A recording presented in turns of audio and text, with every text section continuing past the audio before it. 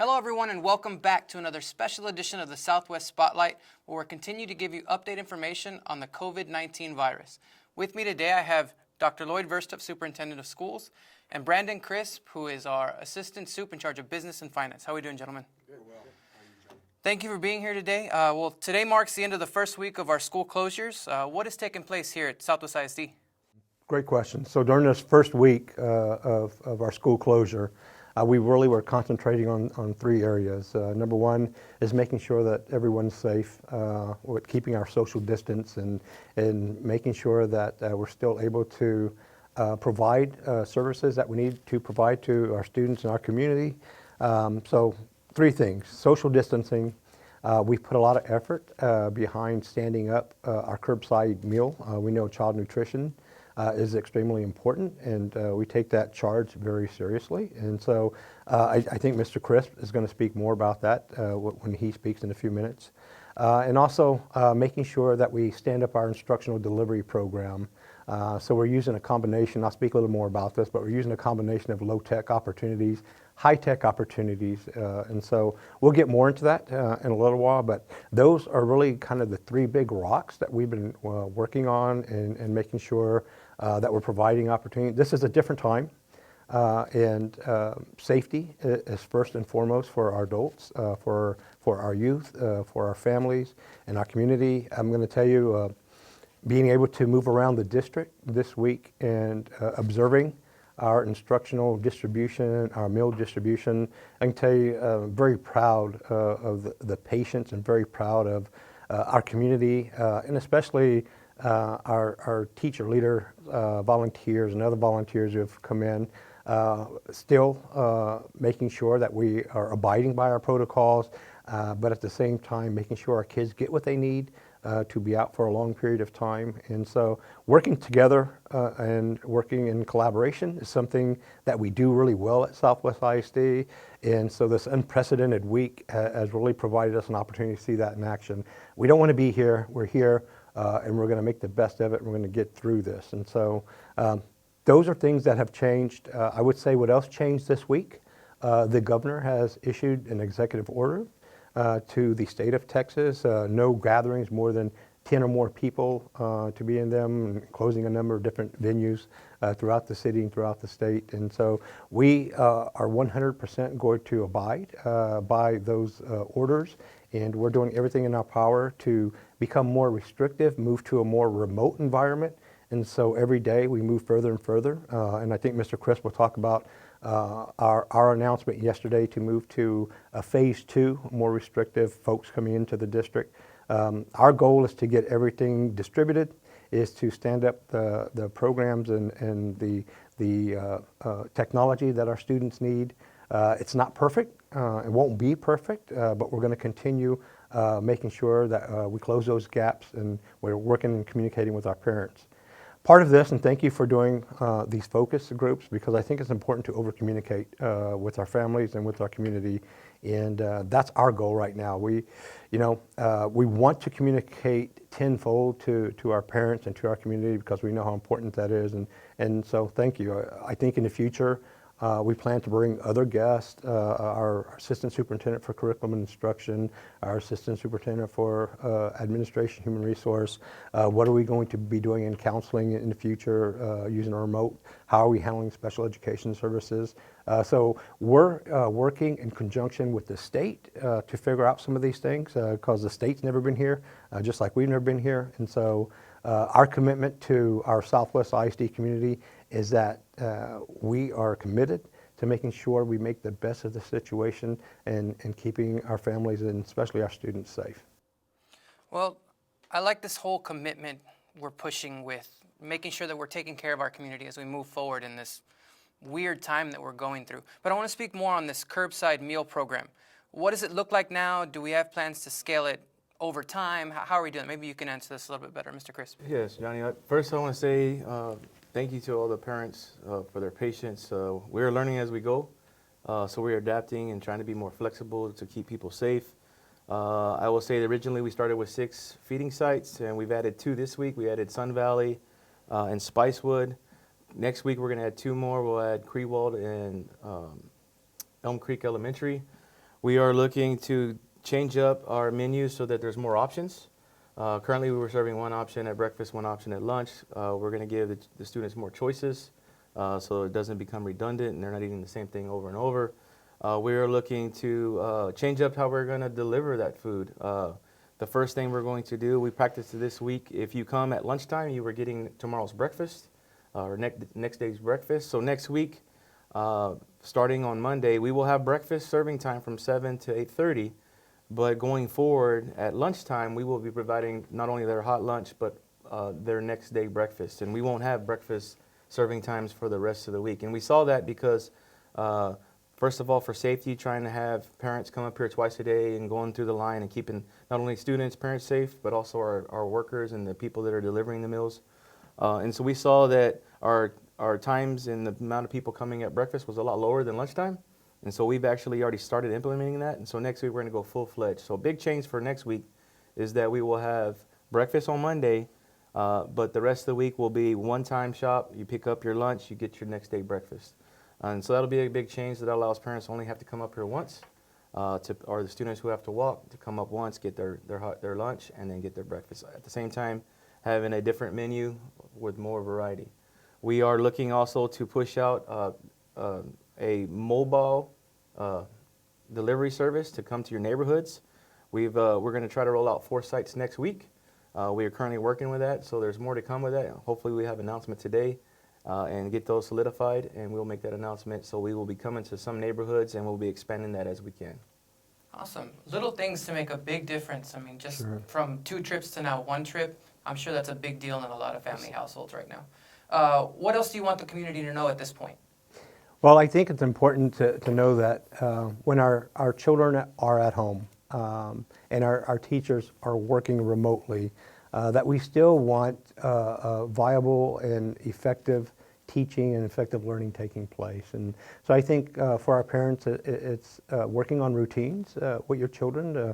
I know that we have an instructional delivery packet on our website and would encourage all of our parents to go there. There is an example or template routine to try to make sure that our students kind of get into habits of working on English at a certain time, working on math at a certain time. I think those things are important to youth to make sure that we kind of set out these parameters and kind of work with them. I know there are some really creative things coming out of our campuses. I know some of our coaches are actually doing their physical education courses and providing that direction, and that's definitely an area that we're going to continue enhancing. We definitely want our students, as they are kind of sheltered in place at this point in time, not coming to school, that they still stay physical, that there's still someone looking out for their well-being. And so we have those opportunities built within our remote learning platform. And so what we did yesterday was we saw over 2,000 devices being picked up throughout the district. And we're going to continue that through today. So if our parents, if they did not get a device during this distribution period, I would encourage them to go into their frequently asked questions, to post it right there, because we can still possibly get out some more devices if we need to. But you know, the folks coming up and working together has been just something to watch. You know, during the worst of times, you see the best of people come out, and I think we've seen that here this week. We're learning when we stand something up like meal distribution. We're learning to escalate and scale up, and we're learning to enhance those opportunities. And I love the fact that our business and operations folks and our child nutrition, those folks are just tremendous people. We are still asking folks who come through our meal distribution to, if you're coming in a vehicle, to stay in your car, and we'll definitely pass those items along. There's no need to get out unless you're walking up, and then we have a protocol for that. So social distancing as we do these things is still going to remain important. One of the areas we're working on right now is how do we scale up our counseling services. We know students may still need to connect with their counselor, and so we're building a protocol for that to happen, and we'll provide that information in the future. I think our next spotlight segment will have our curriculum instruction Delita Garcia here to speak more in depth about that. so that we can answer the questions that our parents may have. So right now we have FAQ for parents, and on there's a way they can post a question, and that question may be pertinent and important to other people. So we're doing the FAQ so that we can put that information out so folks can have as much information as they need right now. And we'll continue doing these segments as long as we see that they're being viewed and it's effective for our families and our folks. Our commitment is to, just like other districts, we want to really hone in and take care of the Southwest ISD community. And if every school district is doing that, then I think as a system, as a city, we contribute to the greater good. And so that's where our efforts are being placed next week. Well, Mr. Chris, Southwest ISD has implemented S.C.O.O.P. Can you tell us more about that? Yeah, our S.C.O.O.P is a committee of individuals made up throughout district leadership and from different aspects of the district. And the whole idea behind it is to monitor and create an emergency plan for the district dealing with COVID-19. Number one goal is to make sure that not only that our community and our students are safe, but also our employees, because a lot of them are community members and they're coming up here on a day-to-day basis, and we're implementing all the rules of COVID-19 that we hear out into the public. At the same time, creating different phases so that we can deal with the crises as it escalates in the San Antonio area. So previously, we're on phase 1, which this week dealt with mostly getting ready for a possible shutdown. We know it's all the way to April 3rd, so we've been up here working diligently to create instructional programs, get devices out, make sure that we have payroll done. A lot of different aspects of the business and operation was taking place this week. We are moving to phase 2, which is a scaled down version. I will say 90 to 92% of our employees are now working remotely. That is to help deal with the crises, and so we can practice self-isolation and staying away from work. There is a group of individuals that are still required to come in because we do have some things that are going on, like our feeding program. We still have to check our schools to make sure the schools are safe from any plumbing or any kind of damage that may have happened because of a storm. So we have some head custodian come in. So we have different groups coming in based on the needs of the district. It's a very scaled down version.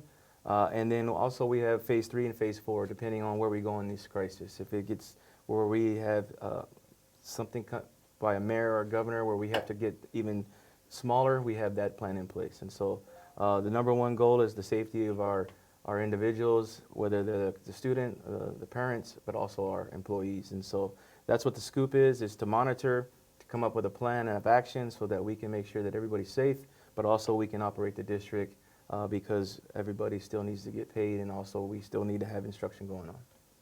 Okay. Well, speaking of instruction, can you hit a little more on the instructional delivery at this time? Do we have enough devices for all the students? How does that all work out? Yeah, great question. So, I want to commend our trustees in our community.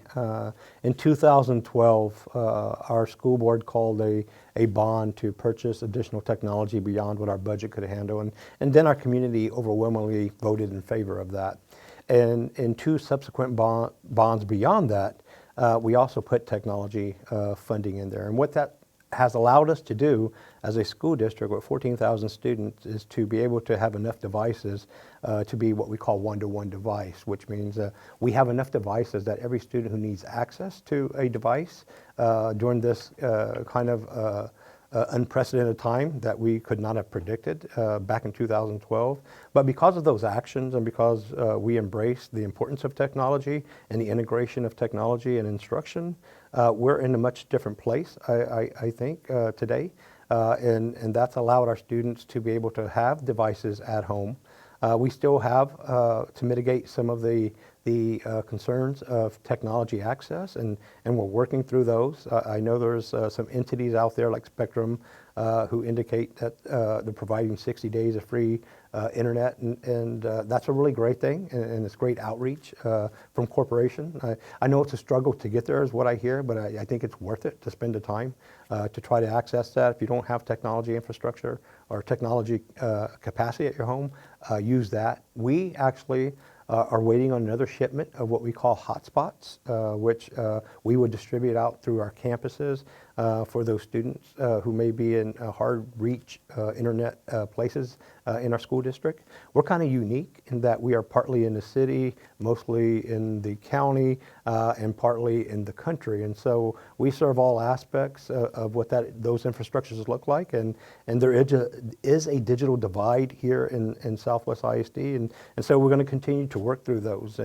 But we know that the vast majority of our students do have access to technology. If they come and get their device, they do have devices that they can have at home to do their schoolwork.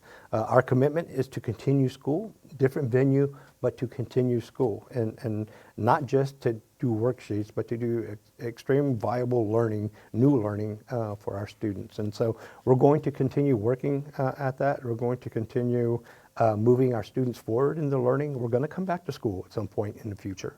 We don't know when that is. We don't know if it's after April 3rd. We don't know if it's going to extend again, but we know at some point in the future we'll come back to school. Unfortunately, we are having to cancel some of our normal kind of events that we have at the end of the year. So things like Relay for Life and those types of events, there's just no way we can have those gatherings under the executive order of the governor. And so we've canceled those events through April, or through March and April. And we haven't canceled May yet, but we'll have those conversations as we near there. And our goal will be able to communicate that with our parents. So this week, we have been able to roll out effectively, we feel, a low-tech, which are student packets and getting our students work at home. We've been able to roll out the device, and we've been able to post online with the work of our curriculum and instruction personnel, teacher leaders, principals. They've all been just impeccable leaders during this time. That has some really good explanation about what we're trying to do, how we keep students engaged in work at home, and the commitment. Now that's going to be a little fluid. We're going to run into some things that need to be kind of probably tweaked, readdressed, and that's where we continue to do the work remotely.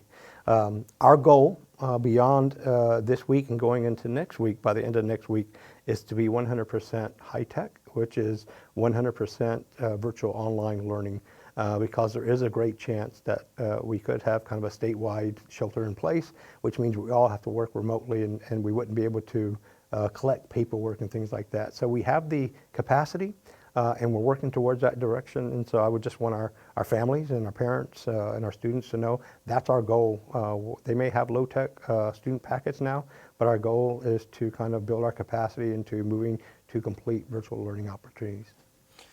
I know we've put in place the FAQs where they can go online and submit all the questions.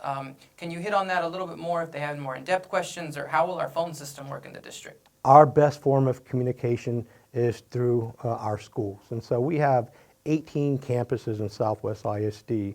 And the way the model has worked in Southwest ISD with people way before we ever came around was we believed in school community, and we believe in placing our schools inside those communities and developing around them the school community. And so our best form of communication is through our schools. And we know that as we move to a more restrictive environment, and then if we're forced to move to a complete remote environment, that fielding phone calls from our parents is important.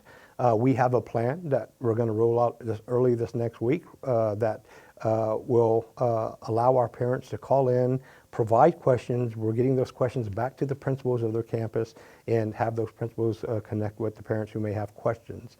The FAQ, I'm going to be honest, is probably the best venue to use right now. So you can access that with an iPhone, or you can access that with an iPad or a computer.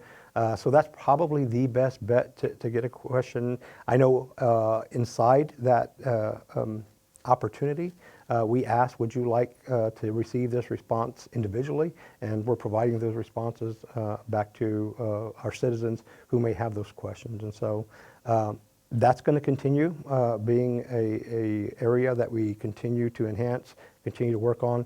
But here today, I would encourage all of our parents, go to the FAQs, post whatever you have right there, and we're going to respond to them within 48 hours. Okay. Any last remarks you want to go ahead and tell the community before we meet again? You know, I think this opportunity to come here and speak to our community is something that we embrace because it's important to have conversations.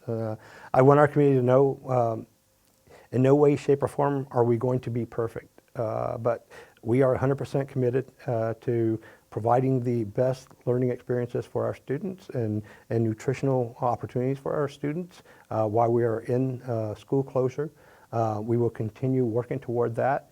If our parents, and you know, speaking to parents in Southwest ISD for many, many years, they have some really great ideas. If you have a great idea and you just want to post an idea, go to the FAQ and just say, hey, I have an idea, because we're reading them. And so we are open for two-way communication. We're going to work on how we make that more viable and how do we make that more meaningful for our parents. And so we're standing up a lot of things we haven't stood up, and we feel like we're getting our legs up underneath us, but we don't feel that they are up underneath us yet. But watching our campuses, our campus leaders, our division leaders, directors, executives, everybody who has come together. You know, I couldn't be prouder to be a superintendent in any other school district. And I know other districts are doing similar, comparable things, but I'm going to tell you, I worry about this one. And this is our district, and we are Southwest. Well, gentlemen, thank you for being with us here today. Thank you for giving us all this information as we move forward going against this virus and how we're tackling it as a district and making sure we're coming together and doing everything we can to make sure our community is taken care of. If you want more information, please visit swisd.net/COVID-19. Thank you for being here. I'm JJ Tejeda, and thank you for watching the Southwest Spotlight. Southwest ISD welcomes the SA Food Bank's mobile food pantry Saturday, March 21st. The food pantry will be distributing food between 10 a.m. and 12 p.m. at the Student Outreach Service Building located at 11914 Dragon Lane, Building 200. For more information, please call Student Outreach Services at 210-622-4351. For more stories, videos, and other SWISD TV productions, make sure to subscribe to our YouTube channel and follow us on Facebook, Twitter, Instagram, and Snapchat. We are Southwest.